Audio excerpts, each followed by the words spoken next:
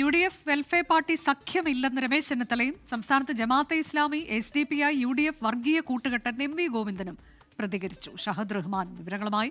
ഷഹദ്, അങ്ങനെ ഈ ജമാഅത്തെ ഇസ്ലാമിയുമായുള്ള നീക്കുപോക്ക് എന്ന് പാർട്ടി നേതാക്കൾ തന്നെ വിശേഷിപ്പിക്കുന്നത്, അതും ഈ തെരഞ്ഞെടുപ്പിൽ ഒരു വിവാദ വിഷയമായി മാറുകയാണ്. അത് പൂർണ്ണമായി തന്നെ ആ വിഷയത്തെ ഏറ്റെടുത്തുകൊണ്ട് CPIM രംഗത്തെത്തിയിട്ടുണ്ട്.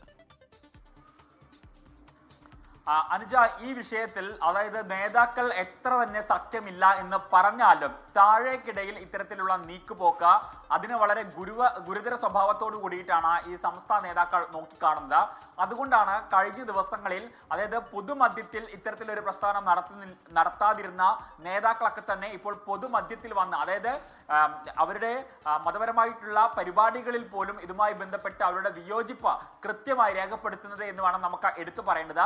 പ്രത്യേകിച്ച് ഈ തെരഞ്ഞെടുപ്പ് കൂടി അടുത്ത പശ്ചാത്തലത്തിൽ ഇത് ഈ പൊതുവേദികളിൽ വന്ന് ഇതൊരു പ്രചാരണം പോലെ ഈ നേതാക്കൾ എടുത്തു പറയുന്നുണ്ടെങ്കിൽ അതിന്റെ ദോഷം സ്വാഭാവികമായിട്ടും കോൺഗ്രസിനോ അല്ലെങ്കിൽ ലീഗിനോ ഉണ്ടാകുമെന്ന കാര്യത്തിൽ യാതൊരുവിധ സംശയവുമില്ല.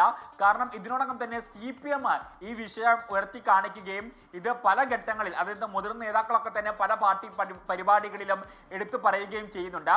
അതിന് സമാനമായ രീതിയിൽ തന്നെയാണ് ഇപ്പോൾ സംസ്ഥാന നേതാക്കളും രംഗത്ത് വന്നത് എന്നുള്ളത് എടുത്തു പറയേണ്ടതാണ്. കാരണം സംസ്ഥാന നേതാക്കൾ ഇതിനോടകം തന്നെ ഈ വെൽഫെയർ പാർട്ടിയുമായി ബന്ധപ്പെട്ടിട്ടുള്ള ഈ കൂട്ടുകെട്ടിനെതിരെ പലതവണ രംഗത്ത് വന്നിട്ടുള്ളതാണ്.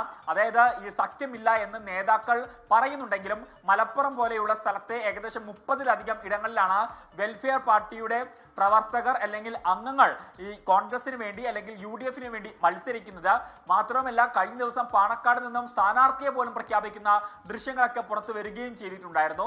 ആ ഒരു ഘട്ടത്തിൽ ഇത് താഴേക്കിടയിലുള്ള ആളുകൾക്കിടയിൽ എങ്ങനെ സ്വാധീനിക്കും എന്നത് വളരെ പ്രധാനപ്പെട്ട കാര്യമാണ്. പ്രത്യേകിച്ച് ഈ തെരഞ്ഞെടുപ്പ് ഇങ്ങനെ പടിവാതിക്കൽ എത്തി നിൽക്കുന്ന പശ്ചാത്തലത്തിൽ.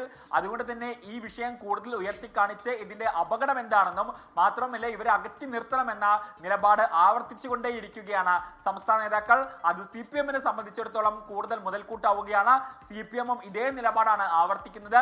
CPM കോൺഗ്രസിനെയും ഒപ്പം തന്നെ മുസ്ലിം ലീഗിനെയും ഈ വിഷയം പറഞ്ഞ് പലതവണ അതായത് പ്രതിക്കൂട്ടിലാക്കാൻ നോക്കിയിട്ടുണ്ട്. അതിനാക്കം കൂട്ടുന്നതാണ് ഇപ്പോൾ സംസ്ഥാന നേതാക്കളുടെ തന്നെ ഈ തുറന്നു പറച്ചിലും ഒപ്പം തന്നെ അവരിത് ഒരു പ്രചാരണമാക്കി കൊണ്ടുവരികയും ചെയ്യുന്നത്. അതാണ് UDFമായി സഹകരിക്കുകയാണ് ജമാഅത്തെ ഇസ്ലാമി തദ്ദേശ തെരഞ്ഞെടുപ്പിൽ എന്നുള്ളതാണ് വലിയ വിവാദ വിഷയമായി മാറിയിട്ടുള്ളത്.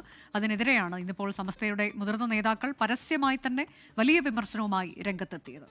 ലോകത്തെവിടെയായാലും ഏത് സമയത്തും 24 വാർത്തകളും ഓഗ്മെന്റഡ് റിയാലിറ്റി പാക്കേജുകളും എക്സ്പ്ലെയിനറുകളും വിശദമായി കാണാൻ ഞങ്ങളുടെ YouTube ചാനൽ നിങ്ങൾക്ക് സബ്സ്ക്രൈബ് ചെയ്യാം.